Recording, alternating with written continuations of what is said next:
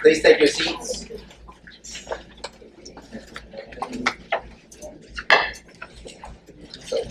Guests, moderators, candidates, welcome. My name is Derek Blackwell, and I thank you for coming out tonight. You could have chosen any other place to be, but you chose to be here. I would like to start off with one word: civic engagement. What civic engagement means to me can be summarized in 3 words: community, mentorship, and service. Keep that in mind for tonight, please. When Jontel, my wonderful vice president of programming, came to me about hosting a candidate forum for the at-large council seat of our county council, I'll be honest, initially, I had reservations about it. Sudden thoughts ran across my mind. How much manpower would this require? How much would an event like this cost? And is it logistically possible given the time frame? It seemed all of the reasons in the world were sufficient enough for it to go wrong or give an excuse. Then I thought of why I chose to join the Prince George's County Young Democrats.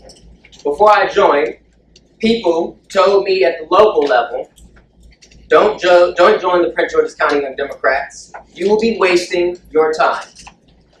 At the state level, I heard the Prince George's County Young Democrats fell off, whatever that means. Some of this was from our own representatives, which pains me to say, truly. I decided, as a son of Prince George's County, it was time for a change. Therefore, I took it upon myself to meet with its president at the time, which is Rudy Anthony. I met Rudy and we discussed an array of topics and ideas about how to put the Prince George's County Young Democrats back on the map. I wanted to find out for myself and see how I could be of service. I felt I owed it to my community. I was mentored in this county. I studied at Bowie State University, which is in this county. I am glad to call Prince George's County my home. We Prince Georgians are tough. And when we see a problem, we don't cower. We answer the call. However, how can one answer the call when no one is ringing, and if there's no platform or apparatus in place to host things like this candidate forum? How can one answer the call? I saw this issue, and like a Prince Georgian, I set out to fix it. Since June 9th of 2024, I gathered my wonderful board, which is behind me, or right beside me today, which has been phenomenal. I charged them with a mandate that was based around Prince Georgians. I had 4 clear goals 44 days ago. They were to grow our current budget by at least 30% of what is currently in our coffers. Grow and or rebuild our social media platforms to reach greater audiences. Take at least 3 policy positions and advocate for them at the local and state level. And for the reason we are here today, foster better relations with elected officials and constituents through programming. I am proud to say that I have been part of this wonderful organization for over a year now, and I've had the distinct privilege of serving as its president. We have a movement here, and our organization seeks to uphold the values of community, mentorship, and service. The citizens of Prince George's County deserve to know who is representing them. I hope to see an end to the days where politicians are just celebrities or hashtags on social media. That is not why I entered public service. Government is a tool, and it can be used to change lives for the better. It matters who's in the seat and what their values are. And the citizens of Prince George's County deserve to know their elected officials stand on issues. This forum is important because we are more polarized than ever as a nation. So much infighting. Everybody's right, no one is wrong, and no one wants to have a conversation about it. Another reason that this forum is important is for transparency's sake. We are going to ask questions here tonight, respectfully. Some of us may disagree. That is okay. We can only move forward if we have the tough conversations, which I am confident Prince Georgians will not shy away from, given our nature. Thank you for your time. And with that being said, I'm going to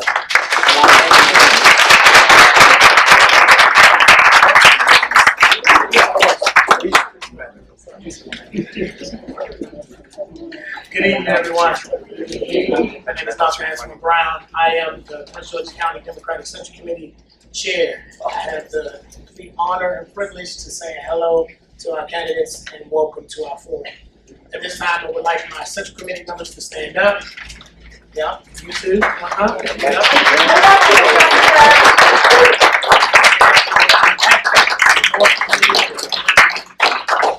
Please, Central Committee members, introduce yourself to the public, what district you are, and represent when you get a chance today after the forum.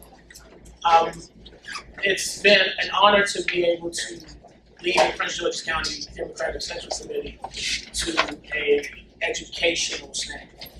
Central Committee, I've been challenging them to understand that we're here to educate the community on what we do, who our elected officials are, what's the process in the county, what's the process in the state, even what's processed right now, definitely right now for the national politics. We're here to help, welcome. We're here to help community understand how, what, when you're supposed to vote, what the candidate's information is supposed to be like, what it looks like, and be able to, but I cannot do that. I say it again, I cannot do that without you. People that's looking at what we do in Prince George's County politics, helping us out to be able to understand what you need as education. So I challenge you to challenge us to get you the information you need.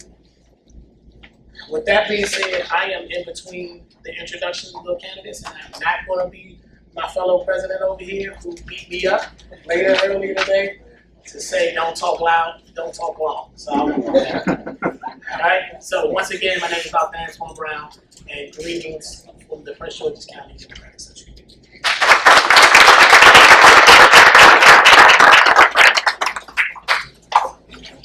And for tonight, I want to introduce our moderators for this event. My VP of Programming, John Taylor Green, and Jason Lewis of the Democratic Central Committee.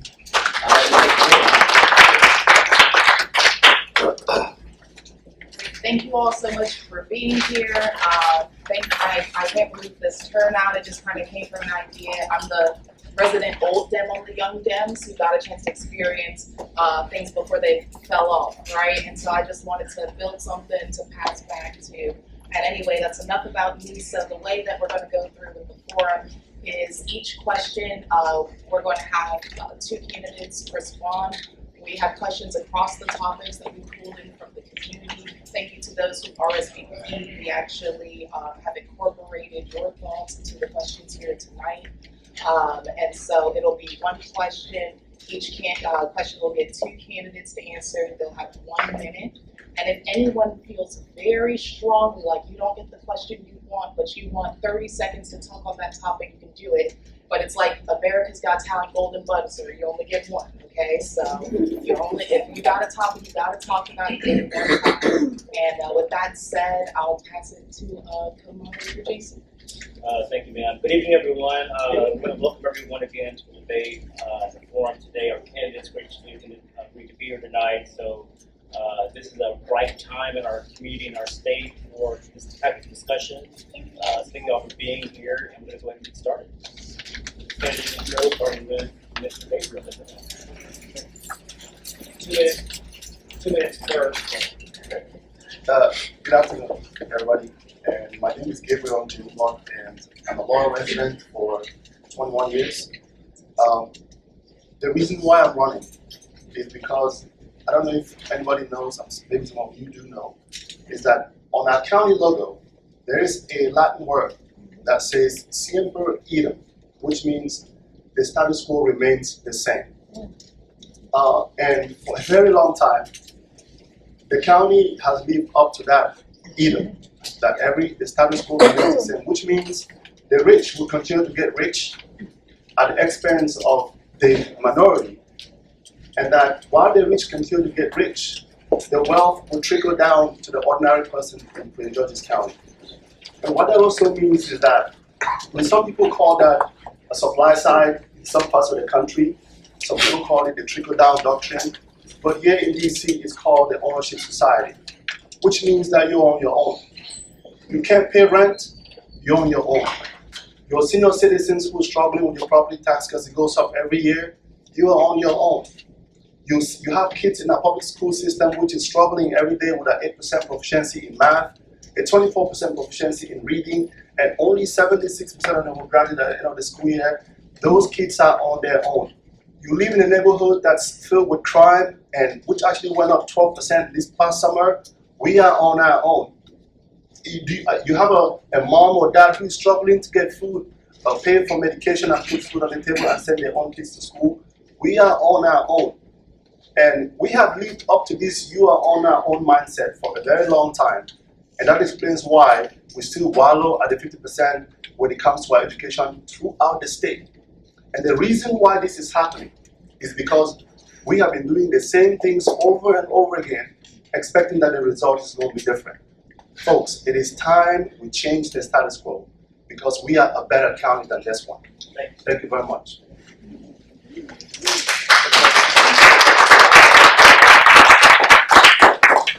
Hi, I'm Jolene Ivy. I'm chair of the Prince George's County Council. And I used to be in the House of Delegates. I served 2 terms there, and at the end of my time there, I was also chair of the delegation there. So I think there's a theme there. And I've enjoyed the opportunity to serve whether it's in the state level or on the county level. And I love my constituents in District 5, and I think it's time to be able to represent the entire county.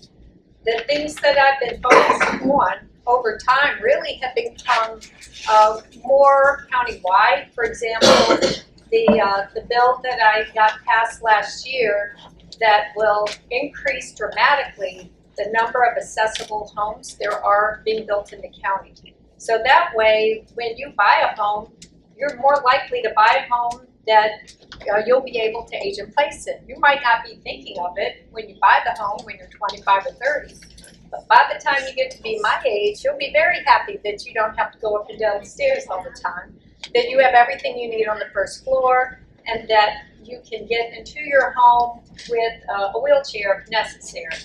So these are features that serve everyone, and it's one of the things I've been focused on.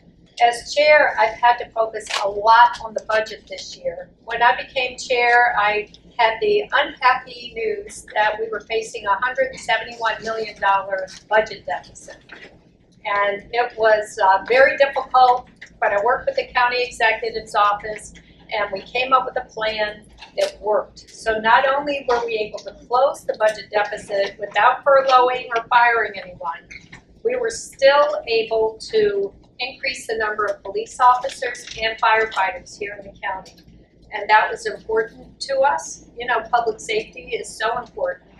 And I was glad we were able to do that. But I know how we have to be so mindful about our budget because we were at risk of losing our AAA bond rating. And I know the risk is still out there. Thank you so much. Woo!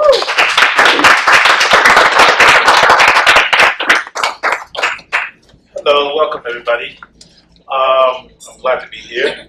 And my name is Leo B. Ayombo, and I'm running for council because it's time for change. We've been electing the same people over and over and over, and we're getting the same results. It's time for a fresh beginning and a fresh start. I'm a proud graduate of Suitland High School, class of 1990. And when I was in Suitland, Reagan came to Suitland. President Reagan came to Suitland. Not because somebody was shot, not because something bad happened. President Reagan came to Suitland because Suitland was an outstanding top 10 school in the US. Now, what happened? People dropped the ball. Life has evolved. I credit Suitland through my Ivy League education, where I had no imposter syndrome. I went out there, I did well in school. Why? Because of the fundamentals that came out of Suitland High School. And I'm always very appreciative of that. And after being in healthcare for 20 years, being a professor for 20 years, being an educator, researcher, scientist, I think I can contribute a lot to PG County Council. There's some basic things that I want to talk to you guys about. Some of you guys are homeowners, some of you guys are renters, but when you see, and Montgomery County next door pay rent on the 10th of the month, PG County pays on the 5th. Why? Our council keep telling us that they care about you guys. I don't think so. This is a simple law that they should do it. Montgomery County is richer than 10 states. You know, why do we have to stress our citizens for 5 extra days? Same thing with, taxes on property for the elderly. We can go through that, but we're going to get into more details. Moreover, I would like to kind of address the fact that why are we here? This is a special election. It's costing the county more money. Why? Because we made the wrong decision. We got bamboozled. Please don't get fooled. Make the right choice this time. Thank you very much. Dear Younger again for County a lot. Thank you.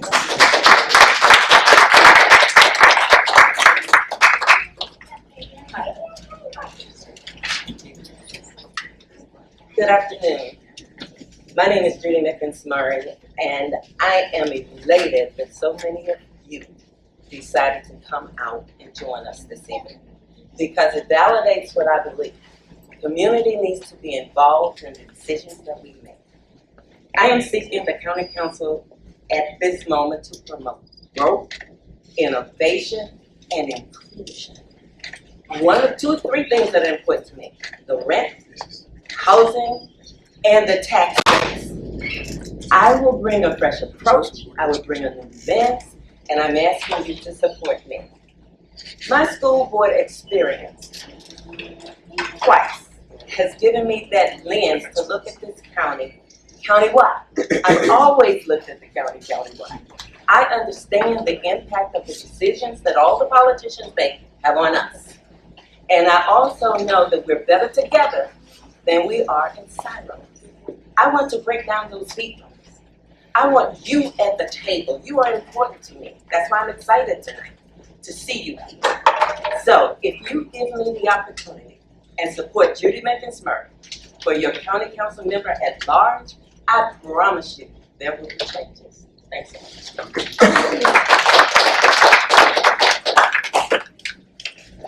Good evening, everyone. My name is Tamara Davis Brown, and I'm also a candidate for the at-large position here in Prince George's County. I have been living in Prince George's County since 1988 when I came here to attend Howard University School of Law. I lived in the Fort Washington area and love the county and love the area so much I decided to stay and have my family there. My husband and I have been married for 28 years and we've raised both of our children in Prince George's County. They attended Prince George's County Public Schools. One of the things that Howard University School of Law teaches is trained its soon-to-be lawyers is to be social engineers. And what that means is despite what type of law you practice, and I happen to specialize in telecommunications, they tell you to use your legal skills to be of benefit to your community. And I've done just that for over basically two decades since I've been active and involved from 1991 after I graduated from Howard. Up until now, I've been using my legal skills and my ability to communicate in layman's terms what decisions that our elected officials are making. And I try to help educate and inform, be an activist and an advocate in our community. And I've done it with much success. Much to many people's surprise, I've done it countywide. I've worked with folks in Greenbelt to help stop, again, working on my telecommunications background, an unwanted cell tower at a local school, working with land on land development issues as well. I'm running because I want to bring and restore integrity, accountability, and transparency to our local government. So many times the county council hears only from developers, only from special interests. There's never a voice on the county council that represents you. I want to be that voice for you. Thank you. I'm Tamara Davis Brown.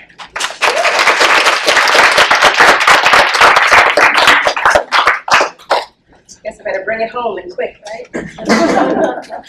I'm Angela Angel. I am an attorney. I am the only person on the ballot that's worked in every level of Maryland government. I proudly serve the citizens of District 6 as a social service and education specialist. I was also happy to serve the people of District 25 in the Maryland House of Delegates. During my time in the House, I passed more bills than any other member. I wrote and passed, let's be clear, more bills than any other member of the chambers. Because that takes working on both sides of the aisle and being dedicated to the people of my district. I'm also the only candidate on the ballot where I have children with special needs in Prince George's County Public Schools. And so knowing that our schools compose 65% of our budget, but we're looking at the outcomes that we're seeing, it needs to be examined and it needs to be talked about, and we need to be looking at how we can improve what's happening in our county. I am committed to sustainable growth and expanding our tax base and making sure that our schools benefit everyone. I think it's time to get back to the Prince George's County that we all know, the gorgeous Prince George's, where we are fighting for all of our people, where we are educating our students, and where we are beautifying our community. Oh, I got one. I'm Angela Angel. I hope to earn your vote and your support on August 6th.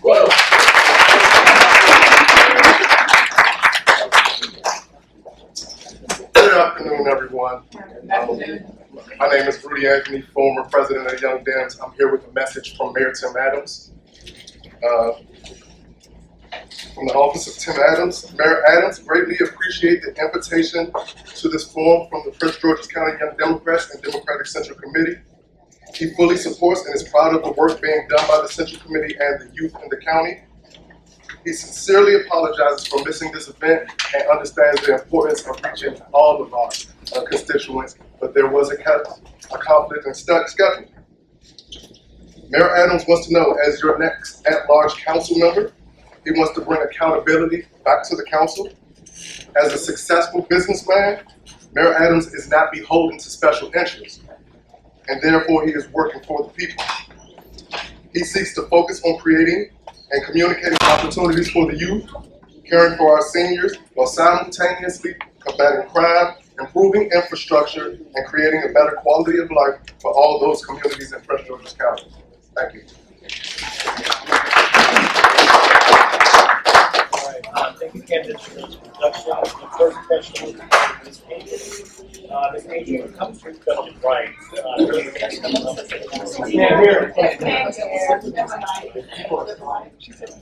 I'll repeat it. Am I loud?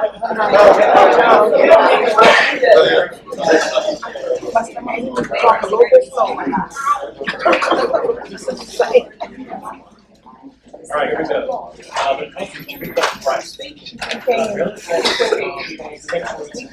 can't hear you. Nor can we see you. No, we really can't. We can't drive. all right. You guys hear me now? Yes. Here we go. Ms. Angel, first question. Maryland stands to become a sanctuary state for women all around the country. What policies or decisions would you make for women in the county and outside? That's an interesting question. And I'm absolutely, when I was in the State House, I passed some of the bills that actually allowed for birth control, easier access to birth control. I absolutely support reproductive rights. The reason why I say it's an interesting question, because one of the things that I think is very important is knowing what different aspects of government do. Okay, and as your county council member, will I support any bills that go forward for reproductive rights? Absolutely. Is that necessarily under the purview of the county council? It's not necessarily. However we can advocate for it and advance it, I'm there. What I know is under the purview, and some of the things I will be fighting for, is economic development, is looking at our schools, is looking at our seniors, is making sure that you are getting the tax credits that you need so that you can age in place. And so, absolutely, will I support reproductive rights? Yes. But will I also fight for the people of Prince George's County to get the things that they need? You bet. Thank you. I thought you were coming down the line. Okay. Well, before I joined the county council, I was a member of the board of Planned Parenthood of Metro Washington. And at the time I did it, it felt just a little bit edgy, right? But I was really happy to do it. And one of the things I did while I was there was not just change the board, because when I got there, it was 23 women, and except for me and like 1 or 2 others, they were all white women, and their ovaries weren't working, right? You need to have young people who are on the board, and I made that change when I was on the Planned Parenthood board. But not only that, they asked me to help open a clinic in Suitland, across from Suitland High School. And I did that. I led that effort, and I did it so quietly. There were no protests or anything. It went great. And I did that by reaching out to the churches and getting them involved in the process. The people who you would think are going to protest were at the table helping us open it. So I'm really proud that I was able to do that, and I always continue to support reproductive freedom, and I'll continue to do that until the day I die. Thank you.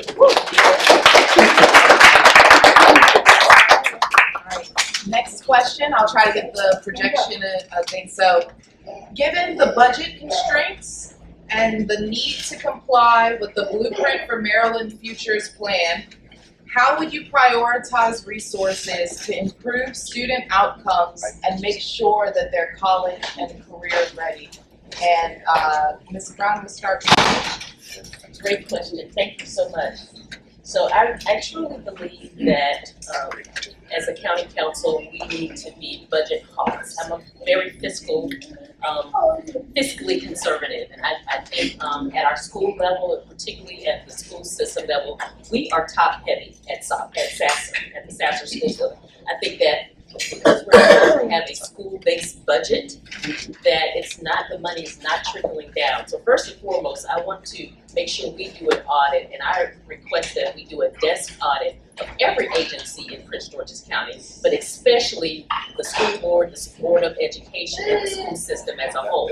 I think there are plenty of positions that are just, in my opinion, waste and abuse, actually, and probably need to be eliminated. Other things that I think that we don't do a good job at in the county is take advantage of federal grant programs. There are so many federal grant programs that we do not do, and in fact, we know in the education system that in Prince George's County we had to return money because we didn't fulfill certain grant provisions. We need to be, as a county council, overseeing that, working with the Board of Education to make sure that we're producing our reports timely. I don't think that we. Thank you so much, Ms. Brown. Okay, Yes, it's thank 1 you. minute per question, so, but thank you so much. And so next we'll have Ms. Nickens-Murray. Thank you. And I appreciate this question. Prioritize the budget to fund the blueprint. We need to concentrate on teachers. Teachers impart knowledge, not administrators, not principals. I know this. Then also, we need to give every child every resource they need, every resource, and to work with parents so that they will understand what those needs are. And then if we need to teach parents how to do things for their children, we need to do that. Because one of the things I know, none of us know everything about everything. Some of us need some help. And when you need help, ask for it. And then the different languages that we have in these schools, we need folks that are fluent in those languages, in those buildings. That also will take additional funds. So yes, I know what the priorities are. There should be with teachers. Teachers will make the difference in this system. And you start from the bottom up, you never start from the top down. So with your help, if you will elect me as your county council member at large, I promise you, you'll see changes. All right, you guys hear me okay? Yes, All right, this question is for Mr. Leo. Seeing how education is the largest expenditure in the county budget, how would you strategize to raise revenues and raise funds in other areas? Okay, I have probably a little radical opinion about education because I will go to the curriculum, and I think we need to revamp the whole curriculum. We are still in analog level. What I studied, it's AI. And these kids are playing video games. They hire people to play video games. You talk to the person that wrote the first book on gaming for minority student learning and technology. We need to revamp the whole curriculum. These kids can do other stuff. We were talking 2 years ago about coding. You kidding me? ChatGPT will code for you, my friend. And it will just have to look at it and see how you want to tweak it. It will even tweak it for you. And there are tons of AI. So we have to completely revamp the system if we want to put the students to a point where they have to compete in the real world. The next thing I'm going to talk about is look at the Chip Act of President Biden. We didn't take advantage of it. I called PG Community College. They set up like 4 meetings. Like this, like this, like this, like this. Nothing came out of it. Nobody could make a decision. That was what? It was billions of dollars. And guess what? Those guys went to New Jersey and Florida. They didn't stay here. So we need to revamp the system. That's all. Thank you.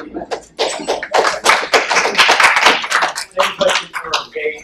Seeing how education is the largest expenditure of the county budget, how would you strategize to raise revenues and increase funds in other areas? Well, first of all, I think one of the ways to improve, before we even direct the funds to other areas, is to understand that we should make sure that those who are in the Board of Education actually lead in the county while they're doing the work.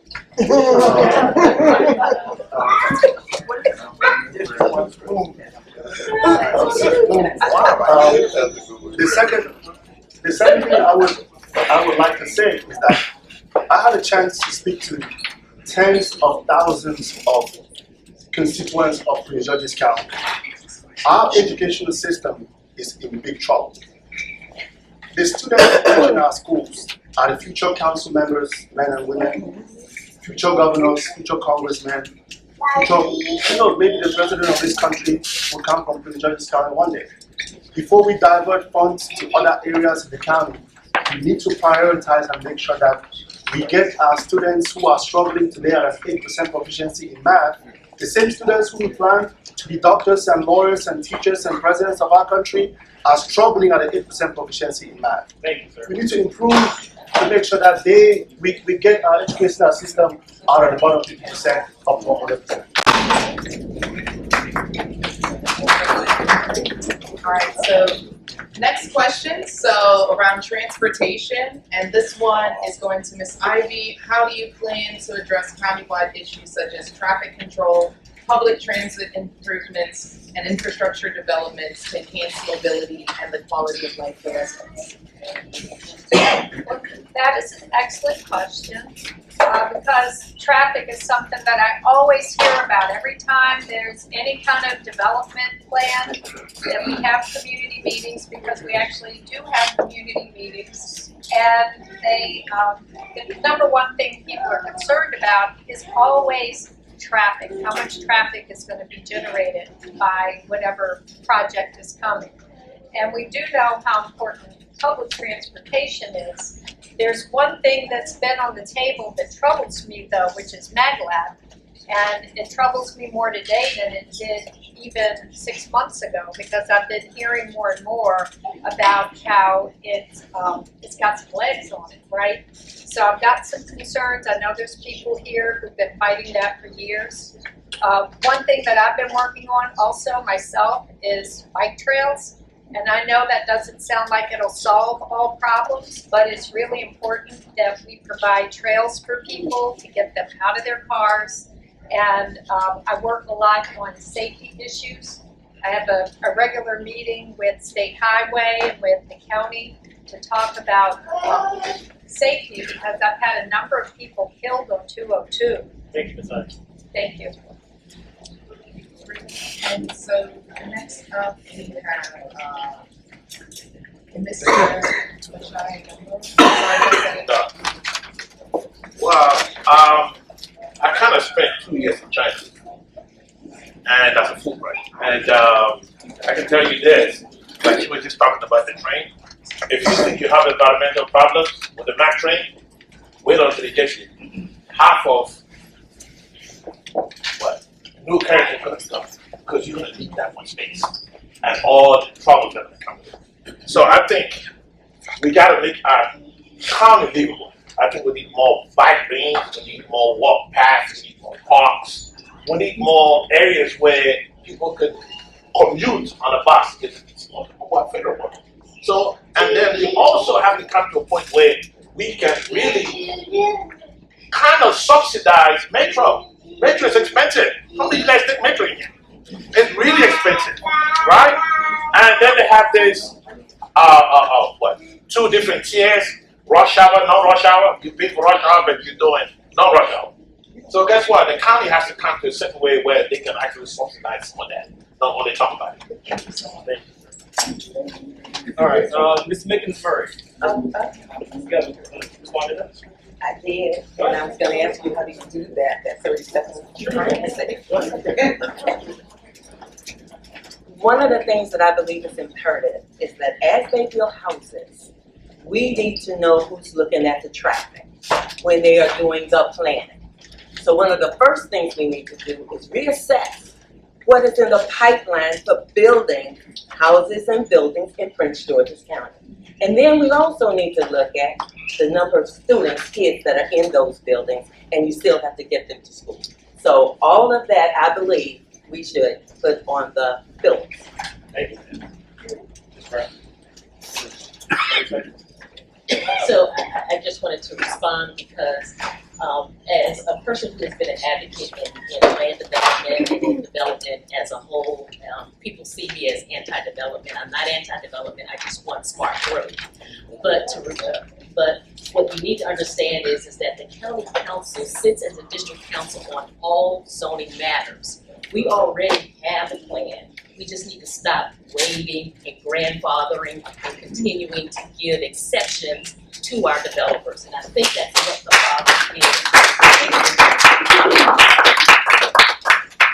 is. All right, Ms. Mickens, next question is for you, related to crime and public safety. What is your plan to reduce the ongoing spike of crime in the county, and how do you balance this with other priorities such as community relations and social services? Thank you so much for that question. One of the things that I honestly believe is that we need to work with our students and help them to understand their consequences for committing crimes. Secondly, we need to work with the parents and help them understand they're responsible for their students who commit crimes. Next, we should penalize, and I'm not saying you put a price on the parents for a fee. What I am saying is that community, schools, county council can come together and have some discussions, and also include our attorney, state's attorney's office, because there are solutions to this if we include you in the conversation. Because if you know what we're dealing with and what we're grappling with, you may have an idea that might work. But if we never hear it, we can't use it. So all I'm saying is there are opportunities here for us to move forward.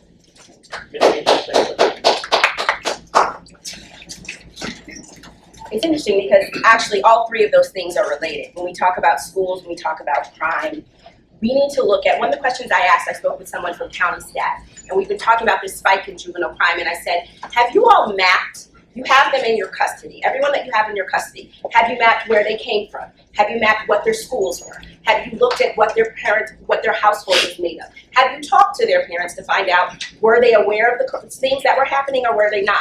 None of that had taken place yet. So one of the first things we need to be doing is looking at our schools, at our students that are chronically truant, at our students that are struggling with special education needs, and we need to be targeting them not just for penalties, but for seeing what needs aren't being met that they are then turning to the streets.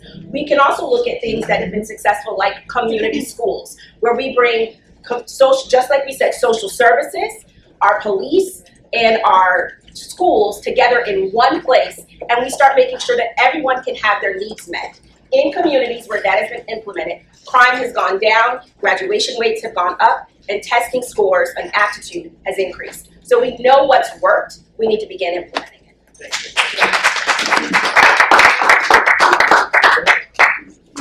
One of the mistakes we've always done when it comes to crime in our county is to set a trap to catch a rat when the rat is already gone. We have to figure out why is it that we have crime in the very first place.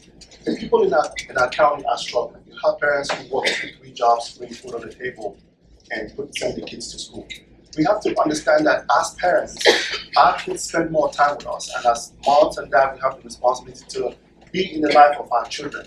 Because when we do, it reduces the rate at which they say an idle mind is a devil's workshop. When we get involved with our kids, it teaches them how to behave. I'll tell you a short story of a kid. Thank you so much. I would like to take my 30 seconds. Thank you so much. You know, crime is just too big of an issue for me to skip that question, even though it wasn't posed to me. And so I just wanted to let you know, I have been working with the police. They do know who the offenders are. They do know who the problem young people are. And we are coming up with a plan to match police officer with a social worker, maybe with someone from the employed Prince George's, to go meet with these families and to talk to them about what's going on in their homes, what's going on in their children's lives, and letting them know that maybe their child has a gun, because a lot of times parents aren't even aware. So by working directly with them, it's worked in other places to help get young people on the right track. Thank you.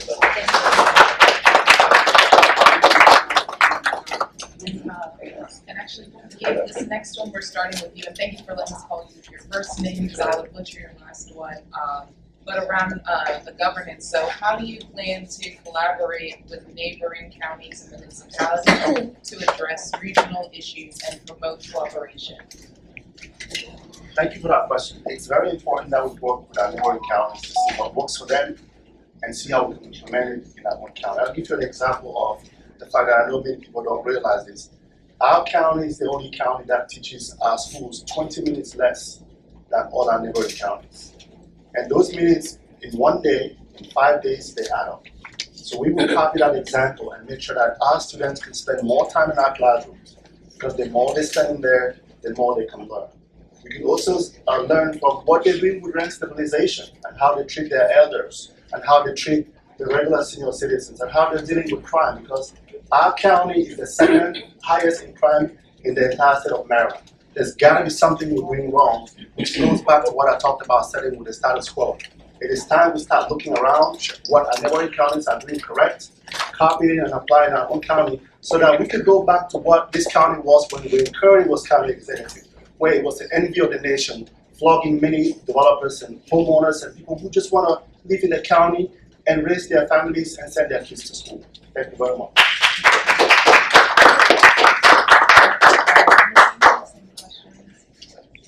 How do you plan to collaborate with neighboring counties and municipalities to address regional issues? The interesting thing is what we may not know is that's actually the goal, part of what the goal of the at-large member was created. When this position was originally established, the reason they weren't given a district was because they were supposed to be collaborating with those offices.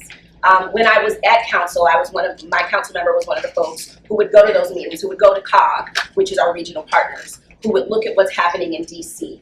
I'm a consultant currently. I already work with folks and know that there's actually a group of them that meet now going up Pennsylvania Avenue. They are making plans for what they are doing and how they are developing from the White House down. Do you know where they stop? Prince George's County, because we are not at that table.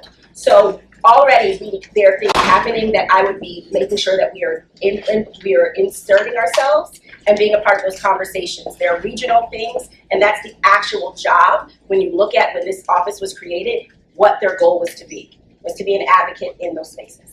Thank you.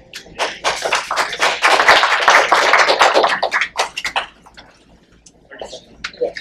One of the things that I would say to you about governance is it takes personal commitment and hard work. To get to know other organizations, you must call them, you must interact with them. On the school board, I was a part of MATE at the state level. I was a part of the local level.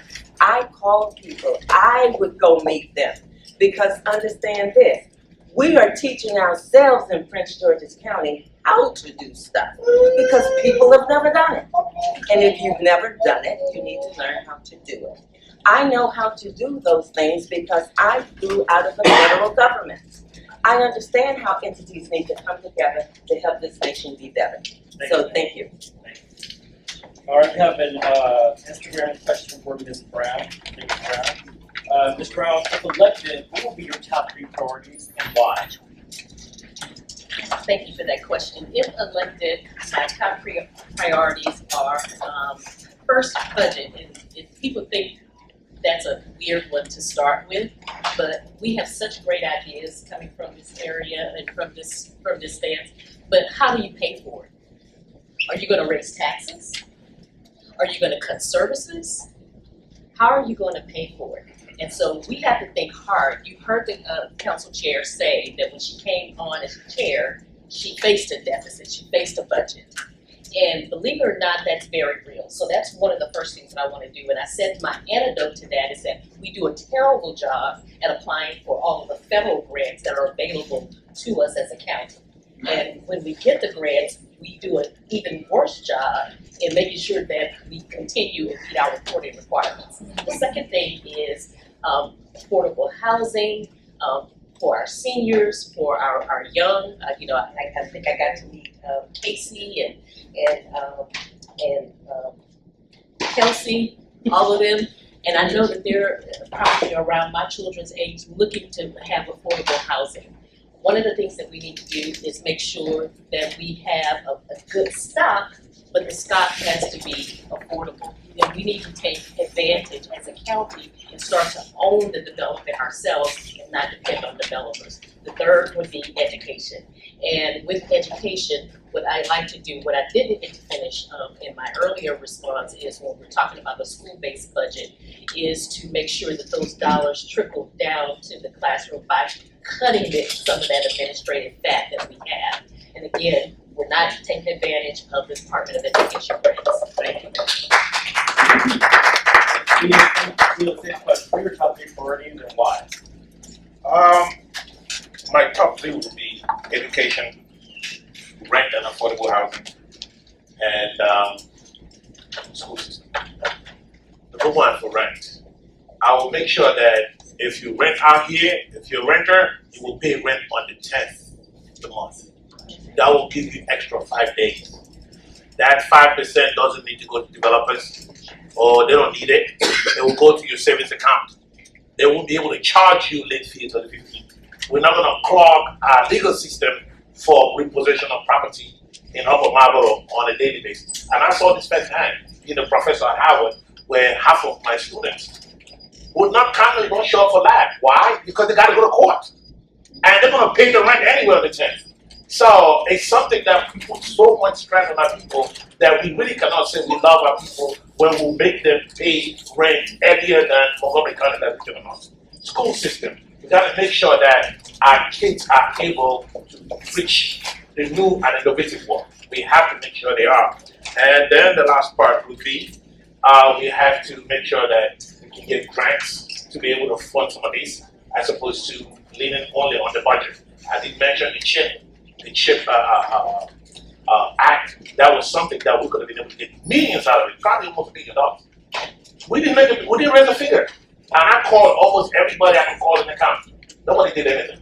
Those monies went to New Jersey and Florida. Thank you.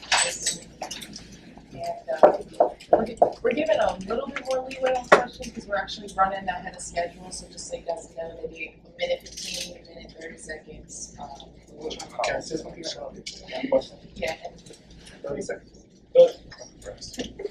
One of the things with elected officials have always done is to walk into office thinking that the priorities are theirs, not those of the constituents. It's a disservice, I think, that we think the priorities are ours, but we should actually listen to what the constituents are saying, and then it becomes our priorities. I had a chance to speak to thousands of people who think that our school system needs complete revamp. Safety is the second biggest problem we have in our county. And then housing is the other. Thank you. And just to remind you guys, we'll get closing statements and we'll let you have 2 minutes each for those. So the next question, sorry, I almost forgot to raise my voice for everyone. Thank you. So the next question is for around housing and development. And so Sorry, I'm multitasking with the text to keep track of my order here. So this next one is for Ms. Davis Brown, and then it'll be Ms. Ivy. So what is your vision for combined residential and commercial development across our county, including affordable housing for both low and moderate income residents? How do you envision collaboration with your municipalities or with the municipalities to support locally owned small businesses and other developments? I know, sorry. Okay, so on the housing stock, on the housing stock, I was kind of talking earlier about the ability for the county, and I didn't get to finish this statement, but the county should be actually investing as opposed to relying on developers to invest. In other words, the county owning the land. I know that in the northern central parts of the county has more access and has more land rights to land and can be able to actually develop it itself than relying on developers.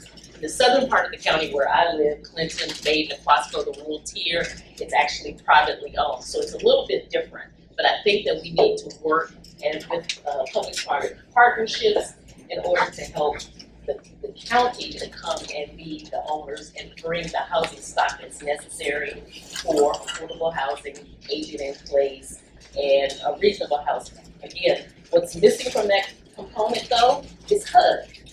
We know under the Baker administration that that administration actually turned down grants, actually didn't apply for grants for affordable housing, and that's totally unacceptable. We have to do a better job of not trying to tax our taxpayers and our homeowners on that. Okay, the second part is Working with the municipalities for small businesses and other development. okay, so that's more economic development. So for economic development, I'd like, same scenario, I'd like to see our EDC, the Economic Development Corporation, put out more, and they have great resources. I'm a benefactor of that. I own a small business, Last Mile Broadband, which provides high-speed internet service to the rural and underserved areas. But we need to put more incubator programs to work with our municipalities and our small businesses, as well as our Chamber of Commerce, in order to help them get the capital that they need, get the resources that they need, and the office space. Office space is always, the rents are so high. We should do a better job with the EDC, empowering them to do more and working with our small businesses. Thank you so much.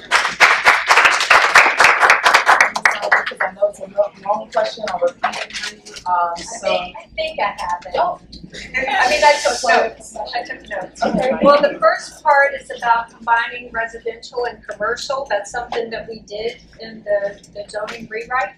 And there's a lot more opportunities to do that. And that's one way you actually have more successful commercial, because the way they do well is by having customers close by. If you look at Woodmore Town Center, it is one of the most successful developments in the county. It's in District 5. And there's lots of housing around it, and man, we just got a Sephora there, do you hear me? So that's not something that you get if you're not doing well. Look at National Harbor. National Harbor is also doing well, and part of it is having the residential so close to the businesses. So that's something that we know works and something that we're trying to expand. We do want to work with municipalities. I have 7 in my district, and I'm used to working with them and including them in decisions, so I think they're an important part of this. But some of the things that we talked about today, it all sounds good until you have to pay for it. So to be able to do some of these things, our budget is $5.46 billion. Do you know what DC's is? $21 billion. They have fewer people by a quarter. So I want you to just take that in for a moment and then think about our school system is 62% of our budget. Our public safety is 20% of our budget. We have 18% for the roads, right? The health department, everything else that we have. So we can all come up with great ideas of things we should do, But until we start raising your taxes, which I won't do, I don't know how we could possibly do everything we want to do. So we have to think about what we can do and live within our means. I think it's really important. And since you haven't stopped me, I'll mention that during my first term, we had a situation, if you remember back, where the previous council, there were people on the council who were intending to put something on the ballot that would be confusing enough to you and kind of put it in between, do you want more money for library? Sure. Do you want more money for, the community college? Of course. So while you're saying yes, and you don't even understand this question, then they wanted you just to check yes, and it would have led to higher property taxes. Thank you, Ms. Ivy. Okay. Thanks. But I kept it from happening. Yes, thank you. One of the things that, please don't lose sight of this, the county council just revisited the zoning CR, and they took out of it conversations with people like you. They minimized that. And also, let me say this, we never asked developers, I don't believe, for the right things. One of the thoughts that I have is to ask these developers, we need pre-kindergarten. When they build these organizations, when they build these housing developments, can you put a facility there for pre-kindergarten? And we can staff it. You just put the building there and give us the amenities. Thank you. All right, this next question is more of a national question, Mr. You gave. As you noticed, a recent change the top of the national ticket. What impact will that have on November? And what is your role in that election, if any? So what I know for a fact is that we were re-energized when we heard that we were going to be having a new candidate on the ticket, and I will do everything in my power to make sure that we support progressive actions, progressive movements, whatever is going to support the ordinary person on the street, unlike special interest groups or lobbyists or big developers, as other candidates have said, because what that has done, and we've seen that over and over again, is increase the gap between the rich and the poor. So what I will do is make sure that we are promoting democracy and that we should not take away the rights of women. We should make sure that we're preparing our senior citizens for a peaceful retirement because they earned it and they deserve it. Thank you. So what I will do is help in every way possible to make sure that Kamala Harris becomes president.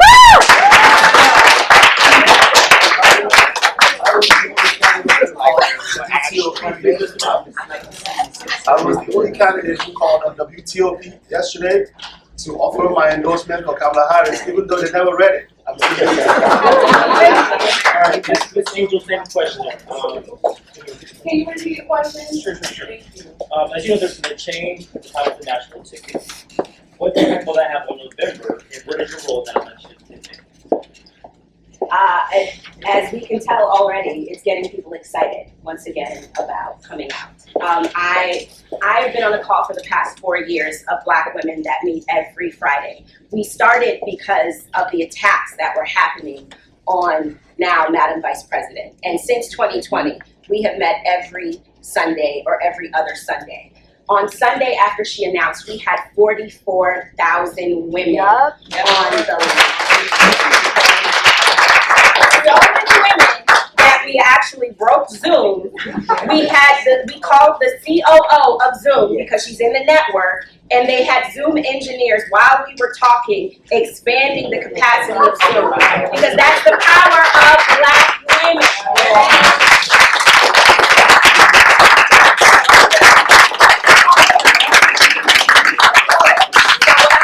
I'm going to keep working. What I'm going to do is I'm going to keep calling. I'm going to keep working to make sure that in November we are getting Kamala Harris across the picket line. It's something that I do already in my everyday job. It's something that I'm going to keep doing. And when I'm on the ticket already as your county council member at large, we are going to be making sure this entire county turns out for the Harris ticket. Okay, so I could not let that question go by, not pick up my.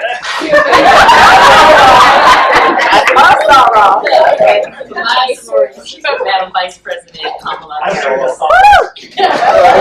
But we just had a national convention in Dallas, and she actually came and spoke, and you didn't hear a peep about it on the news, national news, about how excited Black women were for at the time, the Biden-Harris ticket. It is so much so that after she spoke, the lady said 4 more years before the chant just went out and ruled it. So obviously, 44,000 of them that came were probably members of the Alpha Kappa. Not all of them, not all of them. But I will work. I worked on her campaign as during her vice president when she was on the ticket for vice presidency, because our sorority put our support behind her, and I'll do it again as county head. Thank you.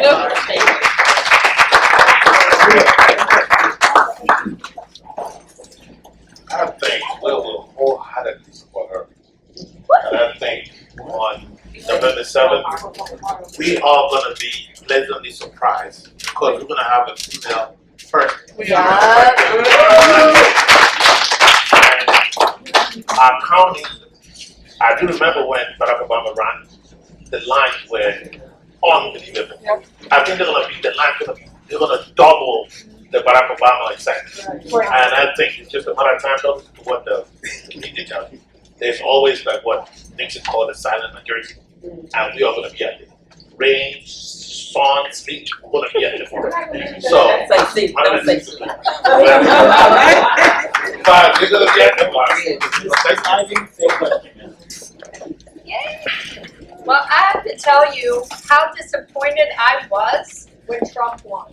Because I had spent days in North Carolina I brought people with me, we stayed at a relative's house, and we were knocking for Hillary. And it was very depressing down there.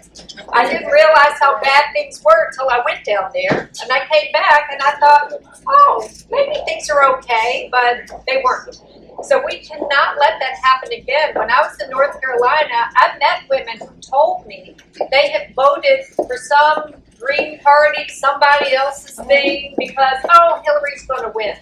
And we were losing our minds. So we have to make sure that no one is complacent, that we get out there, we vote for Kamala. Yeah. She's got to win.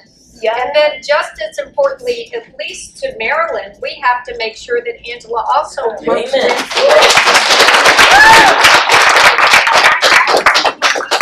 And having Kamala out there is going to help Angela a lot. Because the excitement's going to be to help Kamala, and you are not going to be wanting to do that with one finger and then vote for Hogan with the other. So I'll be out there. We're actually at time with the questions because we want to get a chance for the folks to give their closing statements, and then you guys can actually mix and mingle a bit now that we have a much larger space as well, because as we've all fired up and heard, this is the time to volunteer. These are people that probably need volunteers. They need people who are interested. They want to, put your questions. So we're not going to take more than time. We're just going to start with closing statements. Each of you will get 2 minutes. We're actually going to start with someone who's not in the room who was supposed to be brought up during the introduction. Marvin Holmes had a statement that he shared.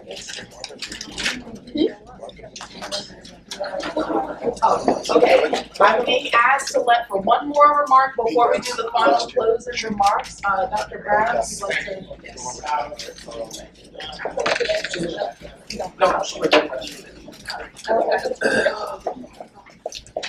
I didn't get to do this a lot. This is my responsibility. I didn't see anyone from here, so I see another Central Committee member. I want to say thank you to all our candidates before you get on to your final words. And I wanted to take a moment to acknowledge the New Carrollton County Council members. Are you here? Stand up, please. There you go.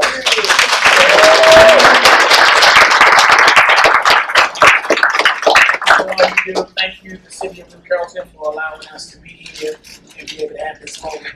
Thank you, audience members, for coming out and doing your civic duty to be able to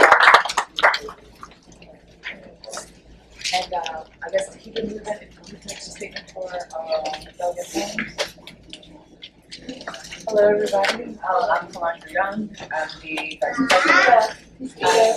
Hi, my name is Calandra Young. I am the Vice President of Prince George's County Young Democrats. I'll be reading the statement of Mr. Marvin E. Holmes. I sincerely apologize for my absence. However, an activity previously scheduled in November of 2023 could not be deleted or rescheduled. Prince George's County Council has several major roles in governing the county. They include, but are not limited to, the District Council on zoning and land use matters, the Board of Health on health policy matters, and creating legislation to improve the quality of life for the citizens of the county, which also include a significant amount of input into the budget of the county. This brief statement will provide the reader with an outline of regarding the District Council on zoning and land use matters. I have been involved in legislation of these very specific issues at the state level for 2 decades. Specifically, as the current chair of the Housing and Real Property Subcommittee for the Maryland General Assembly, it is my charge to understand, create, and implement housing policies for the entire state of Maryland. As an example, just this past session, it was my responsibility to oversee the discussion of several of Governor Westmore's proposed legislation on zoning rights, housing accessibility, and common ownership communities. I was instrumental in offering amendments, guiding the conversation through the subcommittee as its chair, and then through the Environmental and Transportation Committee. And as the chair of the subcommittee, defending the bills on the House floor through to its signing and then being implemented into law. Regarding the legislative requirements of the county council, I have created a proposed legislation both for the state of Maryland and as a member of the Prince George's House delegation. Legislation specific to Prince George's County. As a previous vice chair of this delegation, I have had the opportunity to work with the county executive's office and with council members on behalf of Prince George's County and have a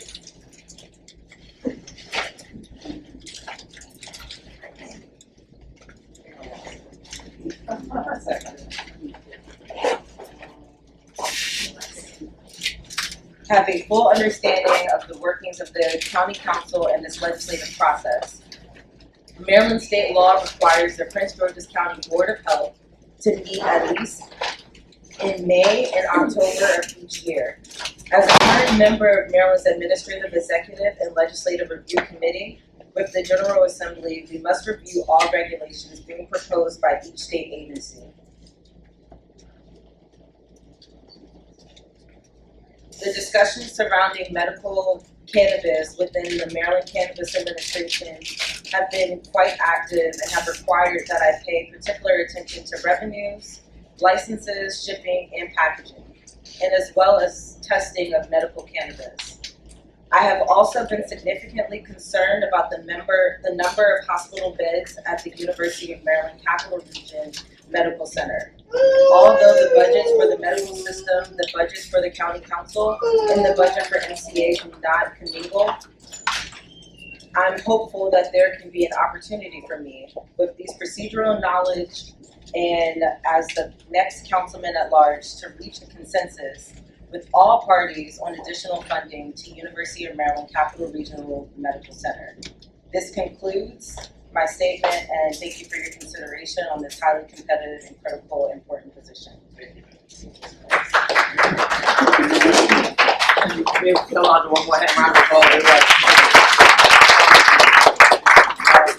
I wanted to go ahead and take this time to just acknowledge the Prince George's County Young Democrats just for the amazing work that we're going to get to statements. I didn't forget, but before we do, I just want to acknowledge the Prince George's County Young Democrats. Stand up.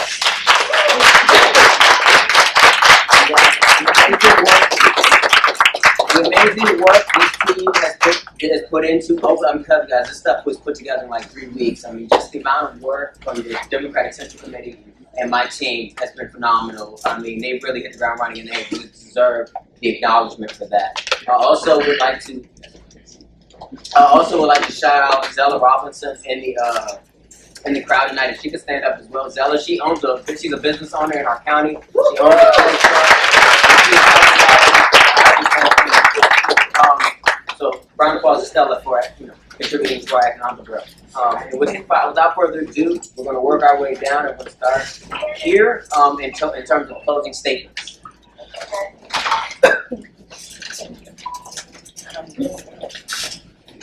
As I said, I started my political career here when I went to the House of Delegates in 2014. But one of the things I don't talk about often is in 2012, just 2 years before, I was rebuilding my life. My husband had left and took in all of our funds. We lived in a domestic violence shelter. And for months, I would actually go to the county administration building. I still worked. And then I would go home, pick up my children, and go home to a shelter. I know what it's like to need the services of this county. I know what it's like to rebuild and need our government to work. So when I sit in an office, I work like hell because I know what is needed. And so I am running for this position because that is what we need on our council. Someone that is going to work for our schools. My daughter today, who has special needs, gets up at 5:30 every morning to take a bus 45 minutes because that's the closest school that can meet her needs. It's unacceptable. Exactly. And I am committed to fighting for you for these things. I'm committed to economic development that meets all of our needs, that takes into account Southern County, that takes into account Central and Northern County, because that's what an at-large member is supposed to do. Fighting for our public safety, but knowing that non-carceral solutions are also what builds our community, all while pouring into our school district. I ask for your support. We need your volunteering hours and your vote. Please join me. Vote Angela Angel for County Council at Large.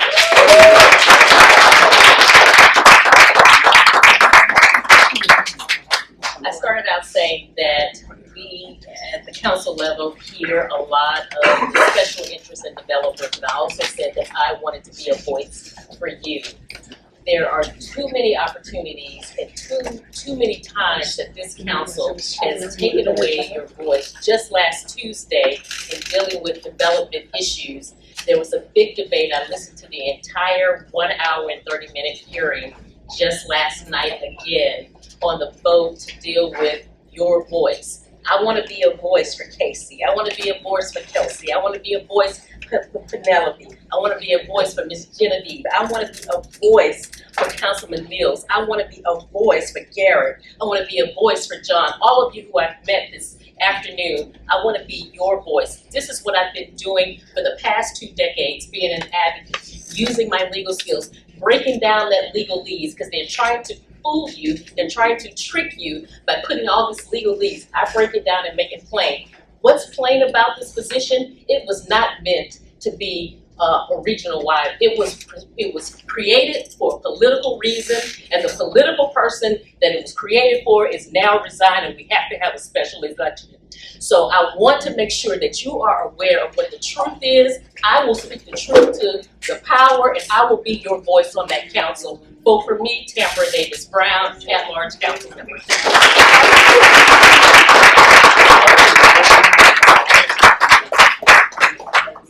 Thank you so much. Imagine a future where our county, where we live our county, where there are no poverty. Employment is thriving. Housing costs are down. Renters are comfortable and is available, and our children receive a top-notch education. I am passionate about taking action to make this vision a reality by collaborating with the county council members and you. Please believe we can work together to enhance the needs of our county, create a balanced budget, and ensure that our teachers and first responders have the resources they need to do their job. Together, we can bridge the communication, create a vision that supports our students, teachers, and the entire community. Join me in making this transformation real and meaningful.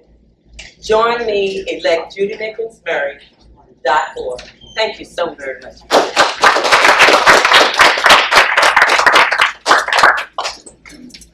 Well, thank you guys for having us here. Thank my fellow candidates, thank your county council members, and you guys taking the time to come here and listen to us, have this fruitful discussion about our county. And I'll leave you guys by thinking about this. Why are we here?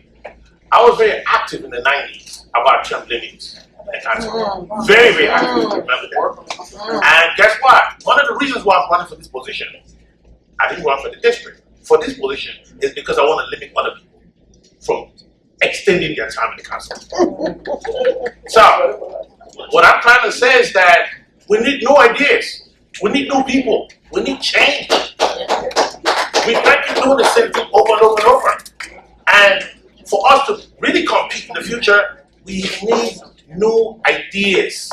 We need people that will come in with new ideas. That's one of the reasons why there was a term limit on the council in the 90s. And if I'm elected, I will make sure that every decision that I make will be in your best interest. I will not take any money from big donors. As a clinician, an educator, an entrepreneur, a successful businessman, I will make sure that every decision that I make will be in the best interest of the citizens of Union County. And moreover, I will make sure that, guess what? I will get only that 8 years or 2 terms. I will not extend my stay.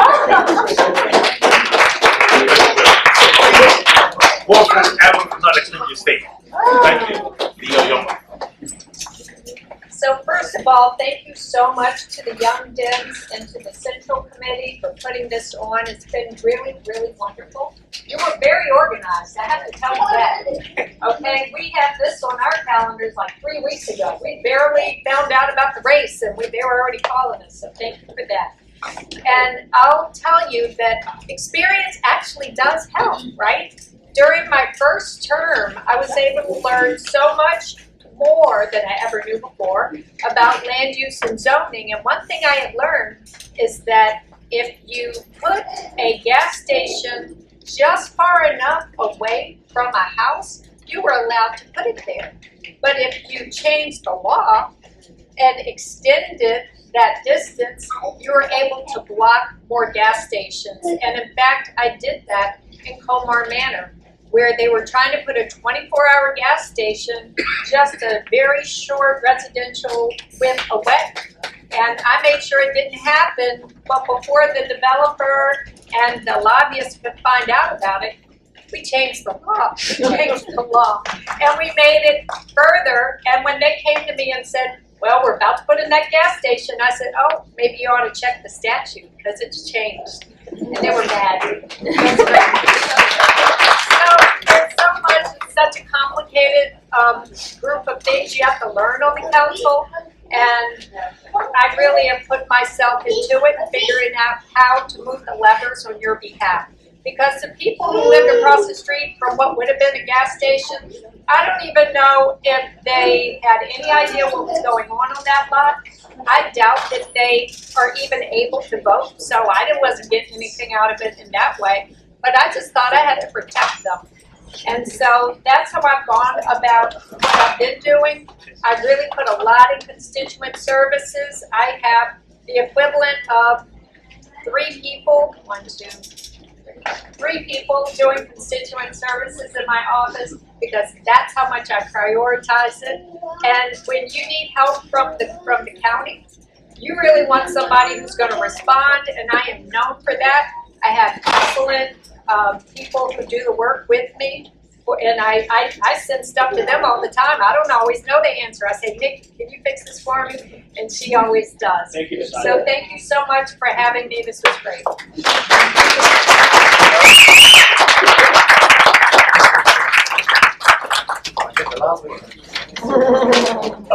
Thank you so much, Young Men, for bringing us support. We show up and tell you what we think and what you think about us. But I started off by saying that on our county logo, we've worked on the motto that siento idem, which means the status quo remains the same.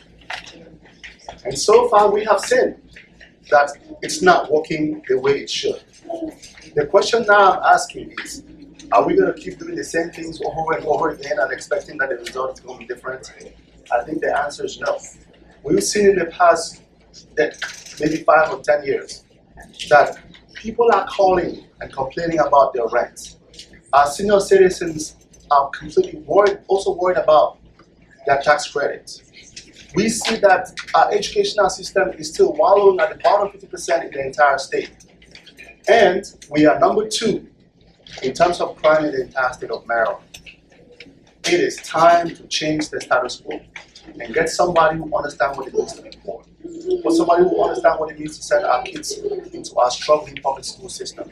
Somebody who understands what it means to earn a minimum wage and run a business. Somebody who understands what it means to come into the country with $100 and be given a chance by a grateful nation to stand here today and run for this office. And I am that candidate because I worry about the citizens of Prince George's County. And when I ran for Congress, I had a chance to speak to them one-on-one at the gym, at the grocery store, on the streets. And they told me that you cannot work for special interests. You have to work for us because we're the ones that put you there. And that's exactly what I'm going to be doing if you vote for me, Gabriel J. Morton. Thank you very much.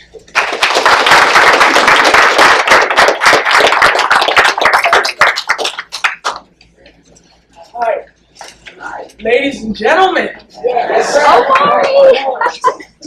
Councilman Ivy, thank you for those kind words. I mean, on behalf of the entirety of everyone who put together the Democratic Central Committee for Prince George's County and Prince George's County Young Guns, we worked really hard to make this happen. So we deserve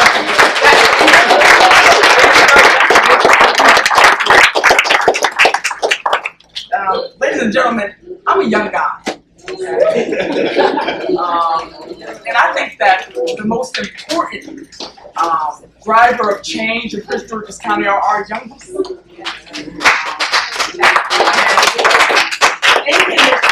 When it comes to school, economic development, our education system, economic development, we have to look at what are the effects on our young people.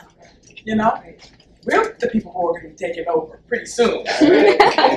So it's about making sure we have those opportunities for our young people. And to the young people here today, I was told we didn't have much time, but I'm going to do it anyway. Sorry, John. I want our young people to stand up who are here. Jamal, Leah, I'm going to call you up.